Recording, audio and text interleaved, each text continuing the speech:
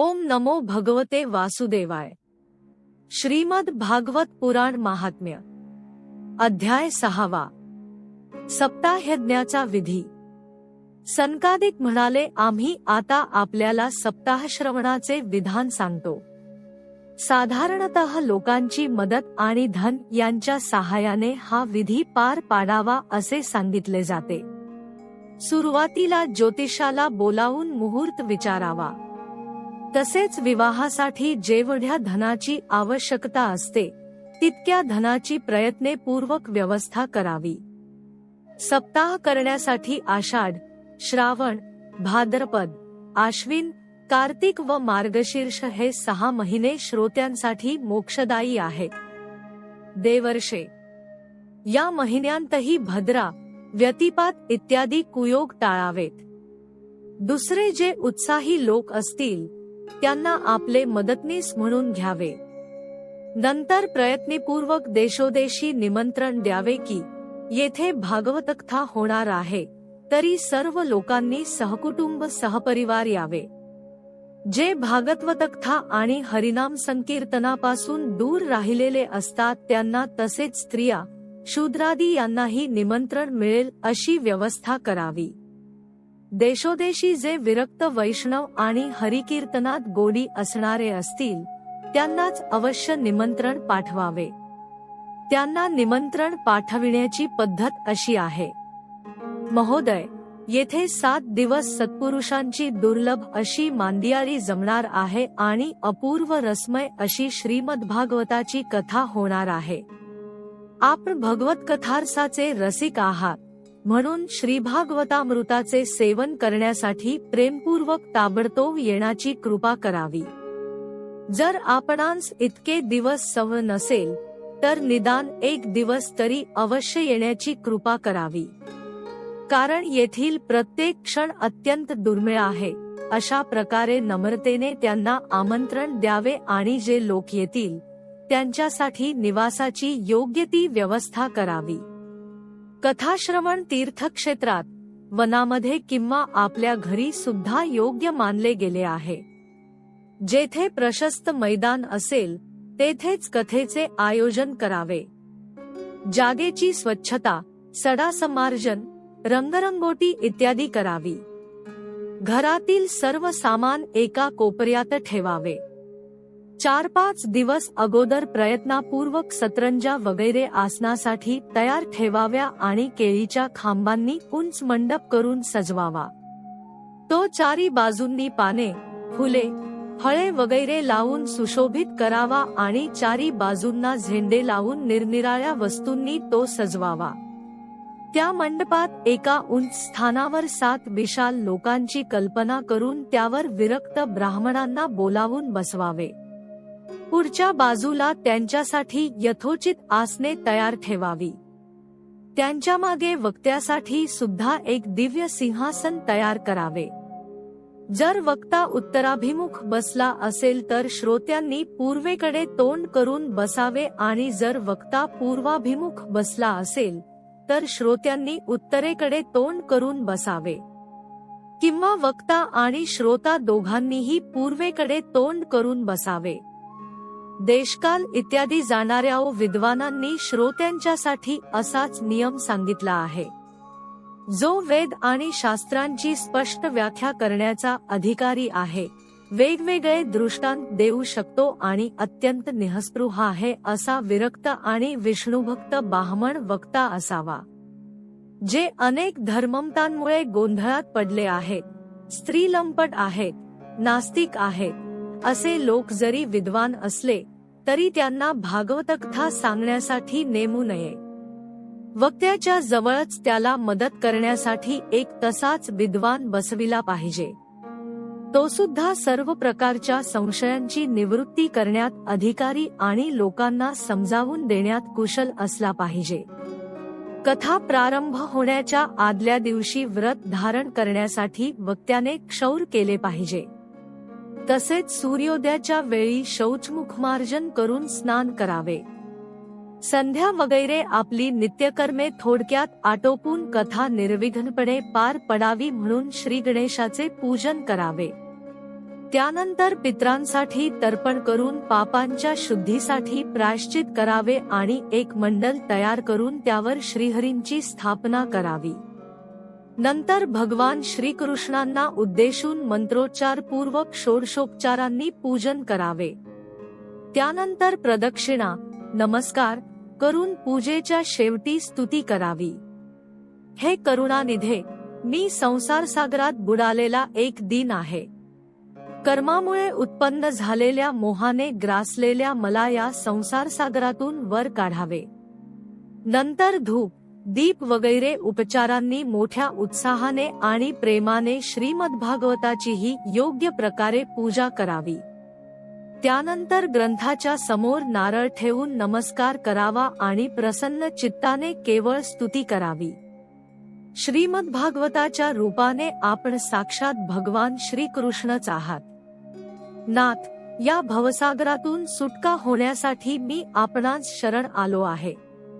कोणत्याही विघ्नाशिवाय आपण माझा हा मनोरथ यथास्थित पूर्ण करावा. हे केशवा, मी आपला दास आहे. या प्रकारे करुणापूर्ण प्रार्थना करून नंतर वक्त्याचे पूजन करावे. वक्त्याला सुंदर वस्त्रालंकारांनी सुशोभित करून त्याच्या पूजनानंतर त्याचीही अशी स्तुती करावी. हे शुकस्वरूप भगवन, समजावून देण्याच्या कलेत आपण कुशल आहात आणि शास्त्रात पारंगत आहात.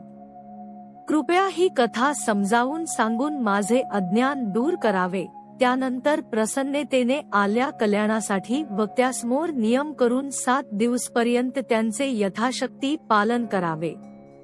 कथेमध्ये विघ्न येऊ नये म्हणून आणखी 5 ब्राह्मणांना निमंत्रित करून त्यांच्याद्वारा भगवंतांच्या द्वादशाक्षर मंत्राचा ओम नमो भगवते वासुदेवाय जप करावा. यानंतर ब्राह्मण अन्य विष्णुभक्त आणि संकीर्तन करणाऱ्यांना नमस्कार करून त्यांची पूजा करावी व त्यांची आज्ञा घेऊन स्वतः स्थानापन्न व्हावे. जो पुरुष लोकव्यवहार, संपत्ती, धन, घर, पुत्र इत्यादींची चिंता सोडून शुद्ध चित्ताने केवळ कथेतच लक्ष ठेवतो, त्याला श्रवणाचे उत्तम फळ मिळते. बुद्धिमान वक्त्याने सूर्योदयाला कथेची सुरुवात करून 3.5 प्रहरांपर्यंत मध्यस्वरात चांगल्या तऱ्हेने स्पष्ट उच्चारांसहित कथेचे वाचन करावे. दुपारच्या वेळी 2 घटका कथा बंद ठेवावी. यावेळी कथेतील प्रसंगानुसार उपस्थित वैष्णवांनी भगवत गुणांचे संकीर्तन करावे. कथेच्या वेळी मलमूत्रवेग ताब्यात राहावा, यासाठी अल्पाहार हितकारी असतो. म्हणून श्रोत्याने दिवसातून केवळ 1 वेळ हविष्यान्नच घ्यावे. सुदृढ असेल त्याने 7 दिवस निराहार राहून कथा ऐकावी किंवा केवळ दूध वा तूप घेऊन आनंदाने श्रवण करावे किंवा फलाहार घ्यावा. अगर दिवसातून 1 वेळ एकाच प्रकारचे अन्न खावे. ज्याला जो नियम सहज पाळणे शक्य असेल त्याने तो नियम कथाश्रवणाचे वेळी पाळावा. कथा श्रवणास सहाय्यक असेल तर मी उपवास करण्यापेक्षा भोजन करण्याला प्राधान्य देतो. उपवास करण्याने श्रवणात अडथळा येत असेल तर असा उपवास केलेला बरा. नारदमुने नियमपूर्वक सप्ताह ऐकणाऱ्या पुरुषांसाठी नियम ऐका. ज्याने विष्णू भक्तांची दीक्षा घेतली नाही तो कथाश्रवण करण्यास अधिकारी नाही. जो पुरुष नित्य नियमाने कथा ऐकतो त्याने ब्रह्मचर्य पाळावे, जमिनीवर झोपावे आणि दररोज कथा संपल्यावर पत्रावळीवर भोजन करावे. डाळ, मध, तेल पचण्यास जड, वाईट भावनेने दूषित आणि शिळे अशा अन्नाचा व्रतस्थ माणसाने अवश्य त्याग केला पाहिजे. कथाश्रवणाचे व्रत घेतलेल्याने काम, क्रोध, मद, मानसन्मान, मत्सर, लोभ, दंभ, मोह आणि द्वेष यांना आपल्या मनात अजिबात थारा देऊ नये. त्याने वेद, वैष्णव, ब्राह्मण, गुरु, गोसेवा करणारे तसेच स्त्रिया, राजा आणि महापुरुषांची निंदा वर्ज्य करावी. व्रतस्थ पुरुषाने रजस्वला स्त्री, चांडाल, म्लेच्छ, पापी, गायत्री जप करणारे ब्राह्मण, ब्राह्मणांचा द्वेष करणारे तसेच वेद मानणारे यांच्याशी संभाषण करू नये. कथा श्रवण करणाऱ्याने सत्य, शौच, दया, मौन, आर्जव, विनय आणि औदार्ययुक्त आचरण केले पाहिजे. दरिद्री, क्षयरोगी, कोणत्याही रोगाने पीडित, अभागी, पापी, पुत्रहीन आणि मोक्षाची इच्छा करणारे यांनीही ही कथा ऐकावी. ज्या स्त्रीचे रजोदर्शन थांबले आहे, जिला फक्त एक संतान झाले आहे, जी वांझ आहे, जिचे संतान जिवंत राहत नाही किंवा जिचा गर्भपात होतो, अशा स्त्रियांनी प्रयत्नपूर्वक ही कथा ऐकावी. वरील सर्वजण जर नियमांचे पालन करून कथा ऐकतील तर त्यांना अविनाशी फल प्राप्त होऊ शकते. ही सर्वात उत्तम दिव्य कथा कोट्यवधी यज्ञांचे फळ देणारी आहे. अशा प्रकारे नियमांचे पालन करून नंतर या व्रताचे उद्यापन करावे. ज्याला विशिष्ट फलप्राप्तीची इच्छा असेल त्याने गोकुळाष्टमी व्रताप्रमाणे याचे उद्यापन करावे. परंतु जे भगवंतांचे निष्कांचन भक्त आहेत त्यांना उद्यापन करण्याचे बंधन नाही. ते निष्काम भगवत भक्त असल्याने केवळ श्रवणानेच पवित्र होतात.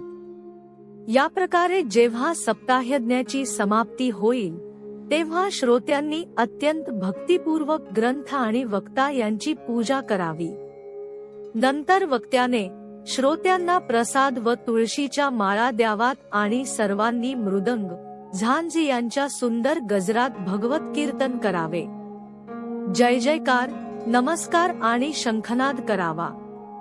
तसेच ब्राह्मण आणि याचक यांना धन आणि अन्न द्यावे. श्रोता विरक्त असेल तर त्याने या कर्माच्या समाप्तीसाठी दुसऱ्याच दिवशी गीता पठण करावे. गृहस्थाने हवन करावे. हवन करताना दशमस्कंधाचा एक श्लोक वाचून विधीपूर्वक पायस, मध, तूप, तीळ आणि अन्न या वस्तूंच्या आहुती द्याव्यात. किंवा एकाग्रचित्ताने गायत्री मंत्राने हवन करावे. कारण खरे पाहू जाता हे महापुराण गायत्री स्वरूपच आहे. होमहवन करण्याचे सामर्थ्य नसेल तर कथाश्रवणाचे फल प्राप्त करण्यासाठी ब्राह्मणांना हवन सामग्री दान करावी. तसेच अनेक प्रकारच्या त्रुटी दूर करण्यासाठी आणि विधिनियम पालनात जे कमी अधिक दोष राहिले असतील ते नाहीसे करण्यासाठी विष्णू सहस्रनामाचा पाठ करावा. त्यामुळे सर्व कर्मांचे पूर्तता होते. कारण कोणतेही कर्म यापेक्षा श्रेष्ठ नाही. नंतर 12 ब्राह्मणांना पायस, मध असे उत्तम पदार्थयुक्त भोजन द्यावे. तसेच व्रताच्या पूर्ततेसाठी गाय आणि सुवर्णाचे दान करावे. आर्थिक क्षमता असेल तर 3 पल सुवर्णाचा एक सिंह करून त्यावर सुंदर अक्षरात लिहिलेला श्रीमद्भागवत ग्रंथ ठेवावा. आवाहनादी विविध उपचारांनी त्याची पूजा करावी आणि जितेंद्रिय आचार्याला वस्त्र, अलंकार, गंध वगैरेंनी पूजा करून दक्षिणा देऊन तो ग्रंथ समर्पण करावा. बुद्धिमान दाता असा विधी करण्याने जन्मरणाच्या बंधनातून मुक्त होतो. हा सप्ताह पारायणाचा विधी सर्व प्रकारची पापे नाहीसे करणारा आहे. हे मंगलमय भागवत पुराण इष्ट फल प्राप्त करून देते. तसेच धर्म, अर्थ, काम आणि मोक्ष यांची प्राप्ती करून देणारे हे साधन आहे. याबाबत शंका घेण्याचे कारण नाही. सनकादिक म्हणाले, मुनिवर्य, अशा प्रकारे हा सप्ताह श्रवण विधी आम्ही आपणास सविस्तर सांगितला. आणखी काय ऐकू इच्छिता? या श्रीमद्भागवतानेच भोग आणि मोक्ष दोन्हीही हाती लागतात. सूत म्हणतात, हे शौनका, असे म्हणून महात्म्या सनकादिकांनी विधिपूर्वक 1 सप्ताहपर्यंत सर्व पापांचा नाश करणाऱ्या, परम पवित्र आणि भोगमोक्ष देणाऱ्या या भागवत कथेचे प्रवचन केले. सर्वांनी नियमपूर्वक याचे श्रवण केले. त्यानंतर त्यांनी विधिपूर्वक भगवान पुरुषोत्तमांची स्तुती केली. कथेच्या शेवटी ज्ञान, वैराग्य आणि भक्तीला मोठी पुष्टी प्राप्त झाली आणि ती तिघे एकदम तरुण होऊन सर्व जीवांचे चित्त आपल्याकडे आकर्षित करून घेऊ लागली. आपले मनोरथ पूर्ण झाल्याचे पाहून नारद कृतकृत्य झाले. त्यांच्या सर्व शरीरावर रोमांच दाटून आले आणि त्यांना परमानंद झाला. भगवंतांचे प्रिय नारदमुनी या प्रकारे कथा ऐकून हात जोडून प्रेमाने सद्गदित होऊन सनकादिकांना म्हणाले. नारद म्हणाले, मी धन्य झालो. दयाळू अशा आपण माझ्यावर अनुग्रह केला. सर्व पापहारी भगवान श्रीहरींची आज मला प्राप्ती झाली. हे तपोनिधी, मी श्रीमद्भागवत श्रवणाला सर्व धर्मात श्रेष्ठ म्हणतो, कारण याच्या श्रवणाने वैकुंठात राहणाऱ्या श्रीकृष्णांची प्राप्ती होते. सूत म्हणाले, वैष्णवश्रेष्ठ नारद असे बोलत आहे. तोच भ्रमण करीत करीत योगेश्वर शुकदेव तेथे आले. कथा समाप्त होते वेळीच व्यासपुत्र श्री शुकदेव तेथे आले. 16 वर्षांचे वय, आत्मलाभाने तृप्त, ज्ञानरूपी महासागराला भरती आणणारे चंद्र असे शुकदेव प्रेमाने सावकाश श्रीमद्भागवताचा पाठ करीत होते. तेजःपुंज शुकदेवांना पाहून उपस्थित सर्वजण लगेच उठून उभे राहिले आणि त्यांनी त्यांना एका उच्च आसनावर बसविले. देवर्षी नारदांनी त्यांचे प्रेमपूर्वक पूजन केले. तेथे शांतपणे बसून शुकदेव म्हणाले, आपण माझी पवित्र वाणी ऐका. सूत म्हणाले, रसिक आणि भाविक जन हो, हे श्रीमद्भागवत वेदरूपी कल्पवृक्षाचे परिपक्व झालेले फळ आहे. श्री शुकदेवांच्या मुखातून निघालेले असल्याने अमृतरसाने हे परिपूर्ण आहे. यात केवळ रसच रस आहे. या फळाला साल किंवा बी नाही. जोपर्यंत शरीरात जीव आहे तोपर्यंत आपण याचे वारंवार श्रवणरूप पान करावे. महामुनी व्यासदेवांनी श्रीमद्भागवत महापुराणाची रचना केली आहे. यामध्ये निष्कपट, निष्काम अशा परमधर्माचे निरूपण केलेले आहे. शुद्ध अंतःकरणाच्या पुरुषांनी जाणण्याजोगे कल्याणकारी सत्य आत्मवस्तूचे यात वर्णन आहे. यामुळे तिन्ही तापांची निवृत्ती होते. जेव्हा एखादा पुण्यात्मा पुरुष हे शास्त्र ऐकण्याची इच्छा करतो तेव्हा भगवंत लगेच त्याच्या हृदयात प्रवेश करतात. मग इतर साधनांची आवश्यकताच काय. हे भागवत पुराणांच्या अग्रभागी असून हे वैष्णवांचे धन आहे.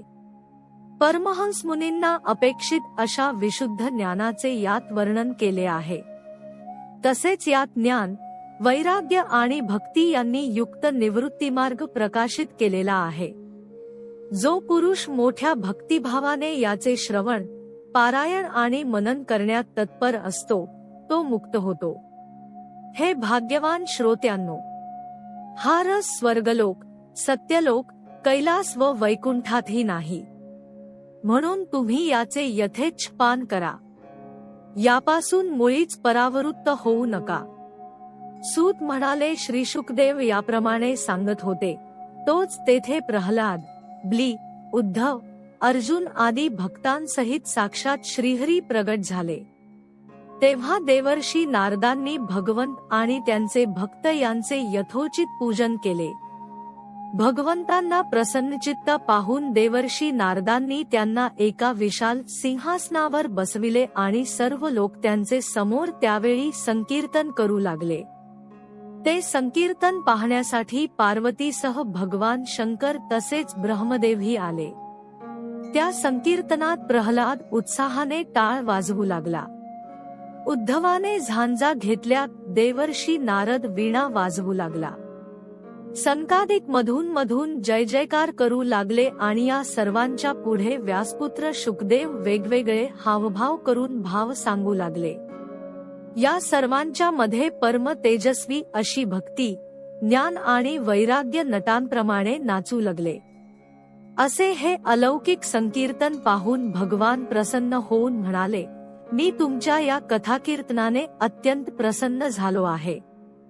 तुमच्या या भक्तिभावाने तुम्ही मला स्वाधीन करून घेतले आहे. तुझी माझ्याकडे वर मागा. भगवंताचे हे बोल ऐकून सर्वजण अत्यंत प्रसन्न झाले आणि प्रेमाने अंतःकरण भरून येऊन भगवंतांना म्हणाले, भगवन, आमची अशी इच्छा आहे की येथून पुढे जेव्हा जेव्हा असा सप्ताह होईल तेथे आपण आपल्या या भक्तांसह अवश्य यावे. आमचा हा मनोरथ पूर्ण करा. तथास्तु म्हणून भगवान अंतर्धान पावले. यानंतर नारदांनी भगवंत आणि त्यांच्या भक्तांच्या चरणकमलांना उद्देशून नमस्कार केला. तसेच शुकदेव आणि अन्य तपस्व्यांनाही नमस्कार केला. कथामृतपानाने सर्वांना मोठा आनंद झाला, त्यांचा सर्व मोह नाहीसा झाला. नंतर ते सर्वजण आपापल्या स्थानी परतले. त्याचवेळी शुकदेवांनी भक्तीला तिच्या पुत्रांसहित आपल्या भागवत शास्त्रात समाविष्ट केले. म्हणून भागवत कथापान केल्याने श्रीहरी वैष्णवांच्या हृदयात विराजमान होतात. जे लोक दारिद्र्याने गांजले आहेत, ज्यांना मायारूपी पिशाचाने जखडून टाकले आहे आणि जे संसार सागरात बुडत आहे, त्यांचे कल्याण होईल, अशी श्रीमद भागवत सिंहगर्जना करीत आहे. शौनकांनी विचारले, सूत महोदय, शुकदेवांनी राजा परीक्षिताला, गोकर्णाने धुंधुकारीला आणि सनकादिकांनी नारदमुनींना कोणकोणत्या वेळी ही कथा सांगितली, ही माझी शंका दूर करा. सूत म्हणाले, भगवान श्रीकृष्ण स्वधामाला गेल्यानंतर कलियुगाची साधारण 30 वर्षे उलटून गेल्यानंतर भाद्रपद महिन्याच्या शुक्ल नवमीला शुकदेवांनी कथा सांगण्यास प्रारंभ केला. राजा परीक्षिताने कथा ऐकल्यानंतर कलियुगाची 200 वर्षे लोटल्यानंतर आषाढ शुद्ध नवमीपासून गोकर्णांनी ही कथा सांगितली होती. यानंतर कलियुगाची आणखी 30 वर्षे निघून गेली. कार्तिक शुद्ध नवमीपासून सनकादिकांनी ही कथा सांगण्यास प्रारंभ केली. हे निष्पाप शौनका, आपण जो प्रश्न विचारला होता त्याचे मी आपणास उत्तर दिले आहे. या कलियुगात भागवत कथा हे भरोगावरील रामबाण औषध आहे. संत सज्जन हो, आपण मोठ्या आदराने ही कथा श्रवण करावी. ही कथा श्रीकृष्णांना अत्यंत प्रिय, सर्व पापांचा नाश करणारी, मुक्तीचे एकमेव साधन आणि भक्ती वृद्धिंगत करणारी आहे. असे असताना तीर्थयात्रा इत्यादी तरी कशाला पाहिजेत? हातात पाश घेतलेल्या आपल्या दूतांना पाहून यमराजांनी त्यांच्या कानात सांगितले की, हे पहा, जे भगवंतांच्या कथाकीर्तनात एकाग्रचित्त झाले आहेत त्यांच्यापासून दूर रहा. माझ्यात इतरांना दंड देण्याची शक्ती आहे, वैष्णवांना नाही. या असार संसारात विषयरूप विषाच्या आसक्तीमुळेच व्याकुळ बुद्धी झालेल्या पुरुषांनो, आपल्या कल्याणासाठी अर्धा क्षण का होईना त्या शुककथारूप अवीट गोडीच्या अमृताचे प्राशन करा. निंद्य कथांनी युक्त अशा कुमार्गावर कशासाठी भटकता? या कथेचा कानात प्रवेश होताच मुक्ती मिळते, या म्हणण्याला परीक्षित राजा प्रमाण आहे. श्री शुकदेवांनी प्रेमरसाच्या प्रवाहात स्थित राहून ही कथा सांगितली आहे. या कथेचा कंठाशी संबंध येताच तो पुरुष वैकुंठाचा अधिकारी होतो. शौनका, अनेक शास्त्रांचा अभ्यास करून मी हे परम गुह्य आताच तुला सांगितले. सर्व शास्त्रांच्या सिद्धांतांचे हे सार आहे. या संसारात शुकशास्त्राइतकी पवित्र दुसरी कोणतीही गोष्ट नाही. म्हणून आपण परमानंद प्राप्तीसाठी या 12 स्कंधद असलेल्या भगवतरसाचे पान करा. जो पुरुष नियमांचे पालन करून या कथेचे भक्तिभावाने श्रवण करतो, तसेच जो अंतःकरण शुद्ध असणाऱ्या भगवत भक्तांना याचे कथन करतो, असे दोघेही सर्व नियमांचे पूर्णतः पालन केल्याकारणाने याचे यथार्थ फळ मिळवितात. अशांसाठी त्रैलोक्यात असाध्य असे काहीच राहत नाही. अध्याय 6 समाप्त. श्रीकृष्णार्पणमस्तु. येथे श्री भागवत महात्म्य समाप्त झाले.